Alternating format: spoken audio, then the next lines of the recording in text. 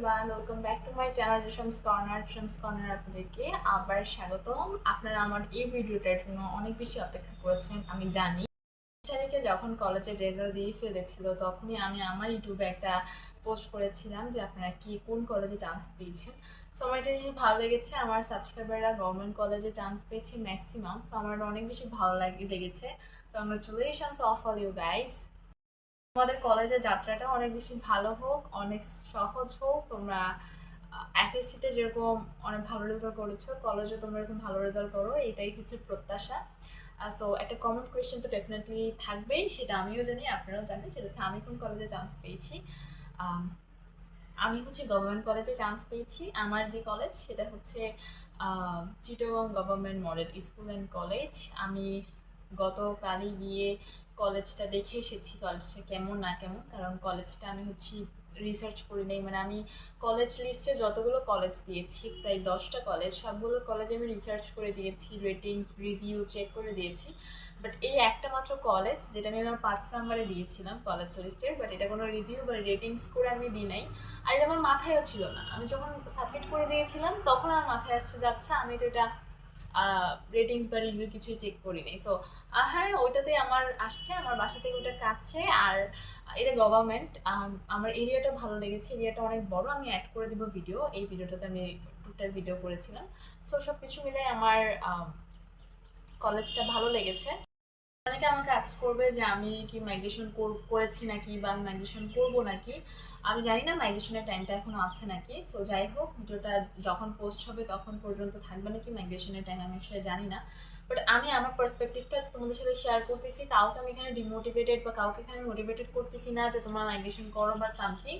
আমি 20 তারিখে ভিডিওটা করতাম, বাট মাইগ্রেশনের বিষয়টাই আমার খুব আমি কনফিউজ ছিলাম। তোমাদের সামনে আমি কনফিউজ হয়ে আসতে চাই না। আমি সবসময় তোমাদের সামনে প্রপার নলেজ নিয়ে কোনো একটা বিষয় সম্পর্কে কথা বলতে আসতে চাই ক্যামেরার সামনে।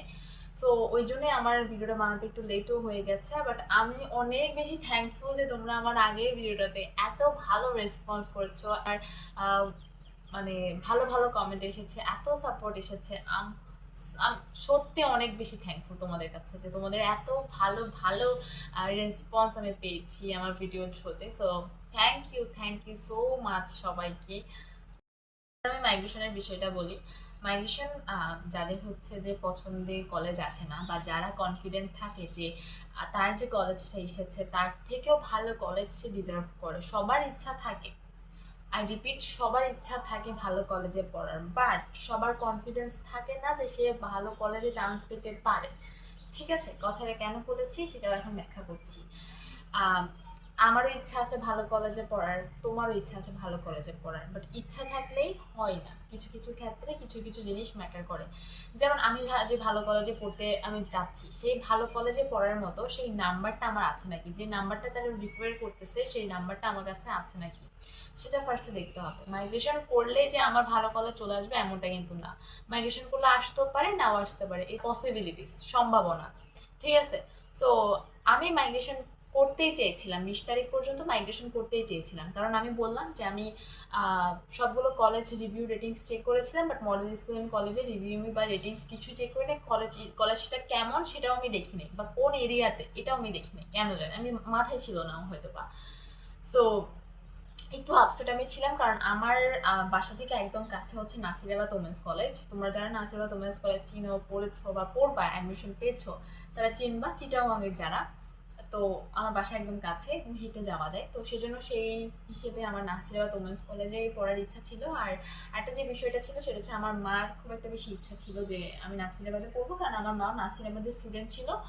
আর ওখানকার ল্যাব অনেক ভালো। সো আমার মা চেয়েছিল, ওই জন্য আমার ইচ্ছা ছিল। বাট ওটাতে একটু আপসেট ছিলাম আমি, যেমন নাসিরাবাদে আসে নাই বা সামথিং। বাট যখন আমি ওদের ওয়েবসাইট, তারপর হচ্ছে ফেসবুক গ্রুপগুলো ভিজিট করেছি, আমি কলেজটা দেখেছি, রেটিংস রিভিউ চেক করেছি, আমার বেশ ভালো লেগেছে। কোনো কমপ্লেন ছিল না আমার যে আমার এই কলেজে আসছে কেন বা সামথিং, বা আমার অপছন্দ হয়েছে কলেজটা, এমনও না। কারণ আমার আমার শুরু থেকে টার্গেট ছিল গভর্নমেন্ট। আমার পার্টিকুলার ওরকম কোনো কলেজ ছিল না যে আমি এই কলেজে চান্স না পেলে মরে যাবো বা সামথিং, ডিপ্রেসড হয়ে যাবো, এরকম কোনো ব্যাপার ছিল না যেহেতু আমার।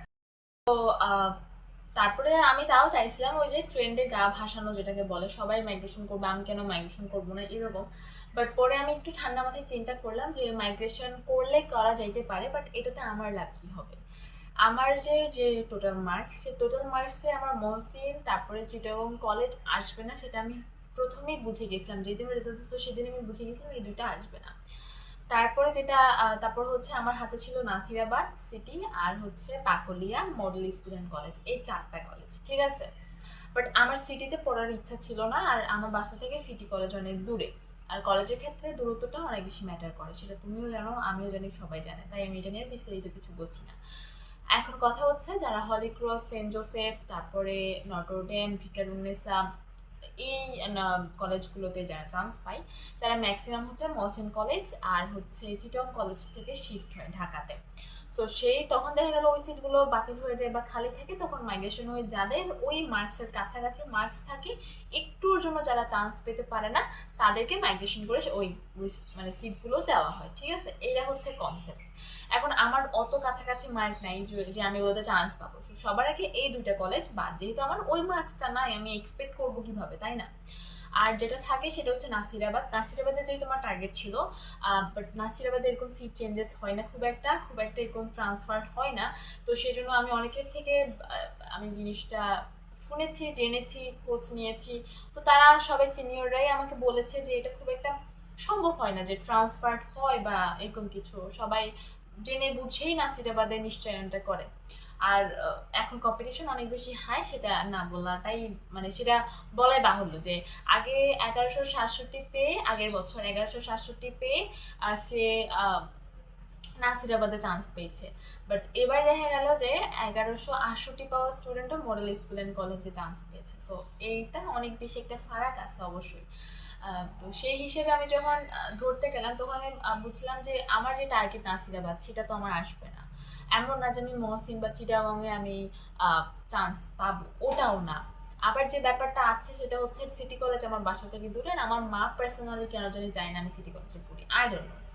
সো আর বাকলিয়া যে বাকি থাকে, বাকলিয়া আমার বাসা থেকে 1 কিলোমিটার দূরে। বাকলিয়ার ক্যাম্পাসটা খুব ছোট আর আমার বাসা থেকে অনেক দূরে, 1 কিলোমিটারের মতো। সো ওই জন্য বাকলিয়াটাও বাদ। তো যেহেতু আমার প্রথম 4টা যে কলেজ ছিল, আমি কলেজ লিস্টের এই মডেল কলেজ 5 নাম্বার ছিল, প্রথম 4টা কলেজের এর মধ্যে যেইটা আমার টার্গেট বা যেই কলেজে আমি ভর্তি হতে চাচ্ছি সেই কলেজে আমার আসবে না। আর যে কলেজগুলো সবার ইচ্ছা থাকে সেই কলেজগুলো তো মাইগ্রেশন করে আমার আসার চান্সেস নাই। এমন না যে আমি মাইগ্রেশন করে চলে আসবো, আমি আবেগে গা ভাসাই না খুব একটা, যেটা রিয়েল কথা, যেটা বাস্তবিক কথা, সেটাই আমি বিশ্বাস করি সবসময়। সো ওইটা একটা ব্যাপার, সেজন্য আমি ভাবলাম যে মাইগ্রেশন করে কোনো লাভ হবে না, তার চেয়ে ভালো আমি যেই কলেজটা পেয়েছি সেটা আমার বাসার একদম কাছে। যদি মানে আমার বাসা থেকে যদি আমি গাড়ি ভাড়া কাউন্ট করি তাহলে 20 টাকা 20 টাকা 40 টাকা লাগবে, বাট আমার বাসা থেকে গাড়ি পাওয়া যায় না, একটু হেঁটে যেতে হয়। সেজন্য 10 টাকা 10 টাকা 20 টাকা গাড়ি ভাড়া লাগে, মানে যেতে 10 টাকা আসতে 10 টাকা। তো বাসা থেকে অনেক বেশি কাছে। আমার টার্গেট ছিল গভর্নমেন্টে আমার চান্স হয়েছে, তো সেই জন্য আর কি আমার মাইগ্রেশন করার প্রয়োজনীয়তা আমার মনে হয় না আমার আছে। আমি আর মাইগ্রেশন করিনি, কারণ আমার মনে হচ্ছে যে যেই পরিমাণে এখন কম্পিটিশন হাইপে আছে, আর সেইখানে এক চান্সে গভর্নমেন্ট ক্র্যাক করতে পারাটা অনেকটা বড় একটা বিষয়। কারণ আমাদের অনেক ফ্রেন্ডরা ভালো রেজাল্ট করেও তারা তাদের পছন্দের যে কলেজগুলো সেগুলোতে তারা ভর্তি হতে পারেনি। আবার অনেক ফ্রেন্ডরা আছে তারা কোনো কলেজে চুজ মানে কলেজে তারা সিলেক্টেড হয়নি জাস্ট বিকজ তারা তাদের কলেজ লিস্টে ঠিক মতো সাজাতে পারেনি সেই জন্য। সো যেখানে এখনো এতগুলো স্টুডেন্ট ভালো রেজাল্ট করেও কলেজে চান্স পেতে পারেনি, সেখানে প্রথম চান্সে গভর্নমেন্ট ক্র্যাক করতে পেরেছি, এটাই আমার মনে হচ্ছে আমার কাছে অনেক বেশি সুক্রিয়া। তোমাদের আমি কাউকেই বলবো না যে তোমরা মাইগ্রেশন করে ভুল করেছো বা তোমাদের মাইগ্রেশন করা উচিত হয়নি বা তোমরা মাইগ্রেশন করো, আমি কাউকে কিছু বলছি না, এখানে কোনো মোটিভেটেডও করছি না, কাউকে আমি ডিমোটিভেটেডও করছি না। আমি জাস্ট আমার কনসেপ্টটা তোমাদের সাথে শেয়ার করেছি, যেহেতু আমি আমার ওপিনিয়নগুলো তোমাদের সাথে শেয়ার করি, যেটা পরবর্তীতে তোমাদের হয়তো কাজে লাগে অথবা কাজে লাগে না, যেটাই হোক। সো আমি জাস্ট আমার ব্যাপারটা তোমাদের সাথে শেয়ার করেছি, এইটুকু। যারা তোমরা ড্রিম কলেজ পাওনি তাদেরকে বলবো মন খারাপ করার কোনো দরকার নাই। তোমার যে কলেজে তুমি পড়ছো বা যে ভার্সিটিতে তুমি পড়বে বা যে স্কুলে তুমি পড়েছো সেটা কখনোই ডিফাইন করে না যে তুমি ফিউচারে কি হবা, তোমার ফিউচার কি হবে, তোমার লাইফ কি হবে, তোমার লাস্ট ডেস্টিনেশন কি হবে, এগুলো ডিফাইন করতে পারে না। সো কোনোভাবে এগুলোতে আপসেট হওয়ার দরকার নেই। আমি একদম চিল ছিলাম। হ্যাঁ, আমার একটু খারাপ লাগা তো অবশ্যই কাজ করেছে, যেহেতু নাচতে আমার ইচ্ছা ছিল। বাট পরবর্তীতে আমি যখন দেখলাম যে না, আমার টার্গেট ছিল গভর্নমেন্ট, আমি গভর্নমেন্ট আমি পেয়েছি, আমার বাসার কাছেই আছে, ওটাও যেমন বাসার কাছে, এটাও তেমন বাসার কাছে। সো এটা একটা ব্যাপার। তখন আমি নিজেকে অনেক বেশি চিল করতে পেরেছি যে না, কোনো সমস্যা নেই, আমি যা পেয়েছি তাতে আমি সন্তুষ্ট। সো এটা কখনো মাথায় আনা যাবে না। তুমি যা, তুমি নিজের উপর কাজ করো, তুমি নিজেকে নিজে গ্রুম আপ করো, অবশ্যই তুমি তোমার গোল অ্যাচিভ করতে পারবা। আমি প্রে করি তোমরা যেন সবাই তোমাদের ড্রিম ডেস্টিনেশনে পৌঁছাতে পারো। এসএসসিতে ভালো রেজাল্ট করেছো কিংবা ড্রিম কলেজ অ্যাচিভ করতে পেরেছো, তাদের জন্য আমি একটা কথা বরাবর সবসময় বলবো, সেটা হচ্ছে ওভার এক্সাইটেড হওয়া যাবে না। যারা আমাদের অনেকে আছে যারা সেই আসন্ন স্বরূপ রেজাল্ট করে না বা তাদের ড্রিম কলেজে তারা অ্যাডমিট হতে পারে না, এগুলো অনেকে আছে, তাদেরকে আমরা বলি যে মন খারাপ না করতে। কিন্তু যারা ভালো রেজাল্ট করে বা যারা তাদের ড্রিম কলেজে ভর্তি হতে পারে, তাদেরকে আমরা কখনো বলি না যে তোমরা ওভার এক্সাইটেড হইও না। হ্যাঁ, তুমি অবশ্যই খুশি হবা, তোমাদের অবশ্যই ভালো লাগবে, অবশ্যই খুশি হওয়ার কারণ আছে, কারণ তোমরা তোমাদের পরিশ্রমের ফল পেয়েছো। বাট কখনোই খুশি হওয়া, আনন্দ পাওয়া আর ওভার এক্সাইটেড হওয়া বিষয়টা একই না। তুমি এটা নিজেকে বলবা যে আমাকে পারতে হবে, আমি পারবো, আমি আমার ওই সব ব্যাটেলসগুলো যেভাবে পেরেছি, ওই স্ট্রাগলটা, আমি স্ট্রাগলের সময় যেভাবে সার্ভাইভ করেছি, ইন ফিউচারের স্ট্রাগল আমি সার্ভাইভ করবো, আমি পারবো, আমাকে পারতে হবে। বাট কখনো মাথায় এটা আনা যাবে না আমি পেরে গেছি। তো এটাই আর কি ব্যাপার, কখনো ওভার এক্সাইটেড হইও না। আহ, এই তো তোমরা সবাই তোমাদের কলেজ লাইফটা খুব ভালো মতো কাটাও। আহ, এই বাইরে সারাদিন এত বেশি বৃষ্টি হচ্ছে, দেখো একদম অন্ধকার হয়ে গেছে আকাশ। এখন বাজে কয়টা, 5টা 31। এই সময়ও ভালোই আলো থাকে, বাট এখন একদম অন্ধকার অন্ধকার হয়ে গেছে। এখানে এত মশার জ্বালা যন্ত্রণা, সো এই জন্য এখনই হচ্ছে, আরও আগেই জালটা বেঁধে দেওয়া উচিত ছিল, আমার আসলে খেয়াল ছিল না। Hello everybody, welcome back to my channel. Good morning. আজকে হচ্ছে নেক্সট ডে। আমার গতকাল আর কোনো রকম ভিডিও শ্যুট করা হয় নাই, তার পিছনে কারণ তো আছে অবশ্যই, সেটাও শেয়ার করছি আমি। সো আমার লাস্ট ভিডিওটাতে আপনাদের এত ভালো রেসপন্স, যে প্রত্যেকটা ভিডিওতে আপনাদের কমেন্টে রিপ্লাই না দিলে আসলে হচ্ছে না। আপনাদের সবাই অনেক গুরুত্বপূর্ণ গুরুত্বপূর্ণ কমেন্ট করছেন, সেজন্য ভাবলাম যে আপনাদের কমেন্টের একটু রিপ্লাই করি। ফার্স্ট অফ অল, আমাকে অনেকেই জিজ্ঞেস করেছে যে আমি কি ইউটিউবে ফ্রি ক্লাস করছি নাকি। হ্যাঁ, আমি ইউটিউবের ফ্রি ক্লাস করছি। এখন এখন কয়েকদিন হচ্ছে আমার করা হচ্ছে না, লাইক 4-5 দিনের মতো হচ্ছে আমি কোনো ফ্রি ক্লাস বা কোনো ক্লাস কিছু করছি না। যেটা আমি পারছি, যেমন বাংলা আমি করতে পারছি, বায়োলজি যেটা আমি পড়তে পারছি সেটা আমি পড়তেছি। সো ফ্রি ক্লাস এখন আপাতত করতেছি না। কেন করতেছি না সেটা আমি শেয়ার করবো আস্তে ধীরে। আচ্ছা, তো আরেক জন আমাকে জিজ্ঞেস করেছে মেবি যে বাংলার কোন গল্পগুলো আমাদের সিলেবাসে আছে, যারা আমরা এইচএসসি 27 ব্যাচ। সো আমি একদম শিওরিটি দিয়ে তো কিছু বলতে পারছি না, বাট আমি অনেক রিসার্চ করার পরে যে অধ্যায়গুলো দেখেছি, যে সবখানে কমন দেখাচ্ছে যে অধ্যায়গুলো আছে, সেই অধ্যায়গুলোই আমি পড়ছি। ঠিক আছে, 2-3টা আমি পেজ ঘুরেছি, সেখানে আমি ওই পার্টিকুলার অধ্যায়গুলোরই দেখলাম যে আছে, পার্টিকুলার অধ্যায়গুলোই আছে বলতেছে সিলেবাসে।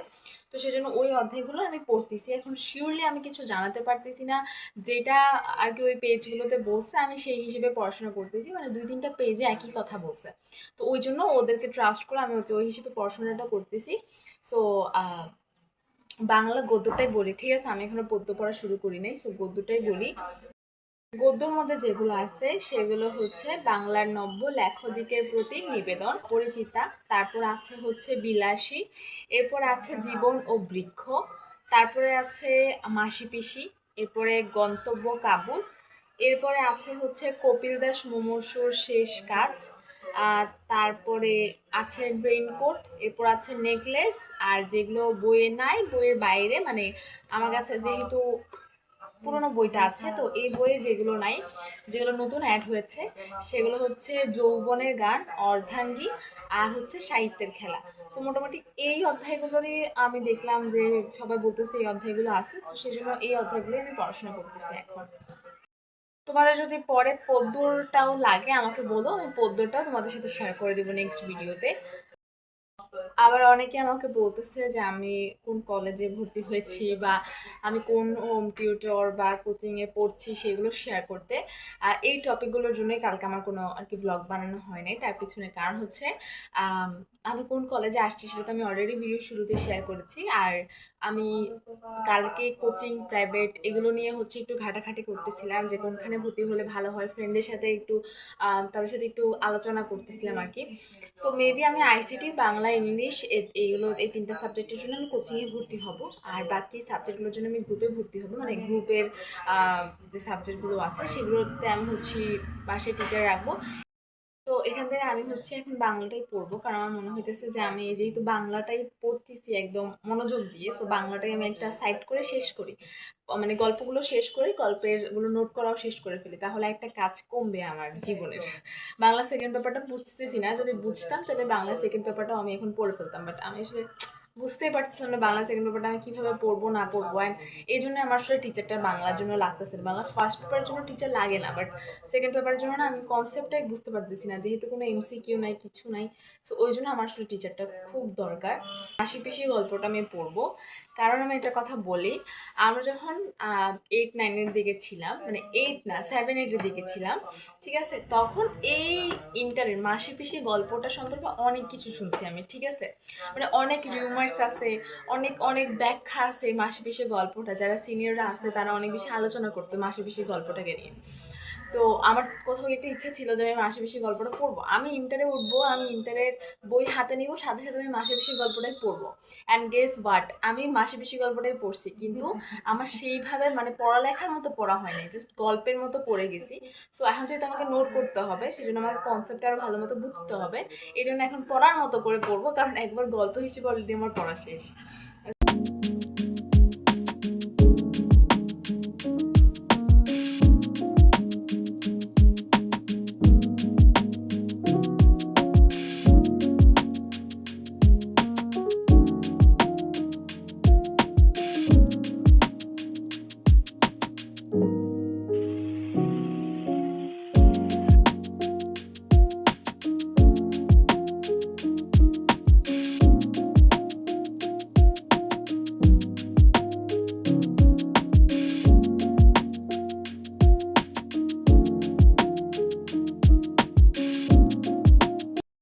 তো আমি হচ্ছে মাসিমাসি গল্পটা পড়ছি এবং এটা আমি নোটও করছি। না, যতটা এক্সাইটমেন্ট নিয়ে পড়তে গেছিলাম অতটাও তো এক্সাইটেড কোনো কিছু না গল্পের মধ্যে।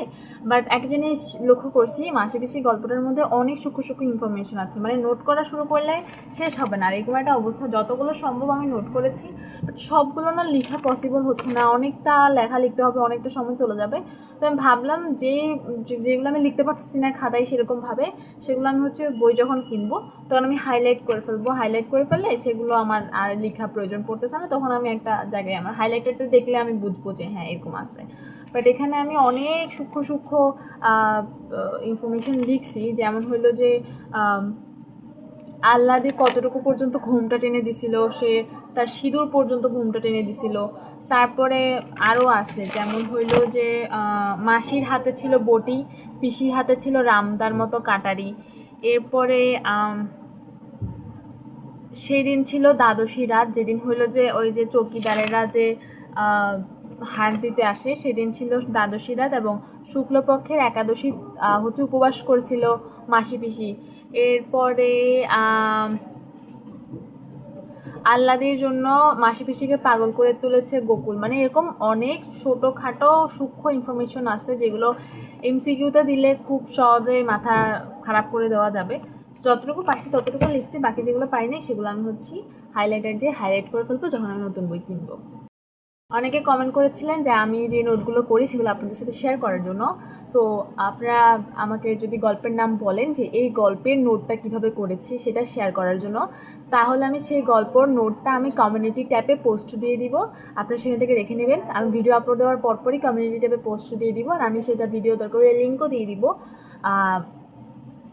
বাট আমাকে পার্টিকুলার গল্পের নাম বললে বেটার হয়, কারণ অনেকগুলো তো গল্প আছে, প্রায় 12টা আর মতো 24টা আছে। সো 24টা নোট তো প্রত্যেকদিন দেওয়া সম্ভব না, তাই যেই গল্পের নোটগুলো দরকার সেগুলো আমাকে কমেন্ট করে জানালে আমি সেগুলো পরবর্তী কমিউনিটি টাইপে পোস্ট দিয়ে দিব।